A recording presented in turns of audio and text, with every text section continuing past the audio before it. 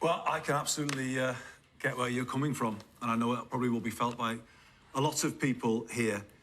What I would say, though, is we should be careful to brand this the next annus horribilis for the royal family, because I heard that on the media last night, and I think in this Platinum Jubilee year, I think that wouldn't be a good way to go. But the way we can prevent that, I think, is Prince Andrew taking more responsibility for what has happened here. So let me just say two things about that. The money.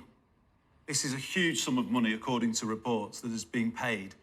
And the truth of the matter is, I used to have a responsibility for these things as Culture Secretary. There is a kind of blurry line between public and private funding when it comes to the royal family. I don't see how it can possibly be right that any of this comes from public funds. I think he needs to take full responsibility. Well, let me just say, first of all, Prince Andrew denies all wrongdoing and has been found guilty of nothing at this stage. He's made this settlement. We don't know how much it's for. There are reports of 5 million, 12 million, we don't know. And we don't know where the money's coming from either.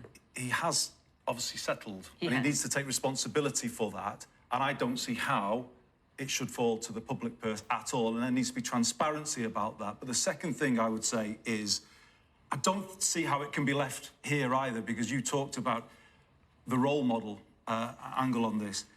To say that going to the home and keeping an appointment with a convicted child trafficker was honourable, which is what was said. I mean, you can't leave that there. He needs to face up to this and explain, I think, his behaviour over recent times. Now, I think when the Queen did what she did... Do you think he needs to do another interview? Well, I would say so. I don't think it can be left. Do you think that would be a good idea, where given how the last one went down? Well, it can't be worse than the last one, but I do think he's left questions unanswered.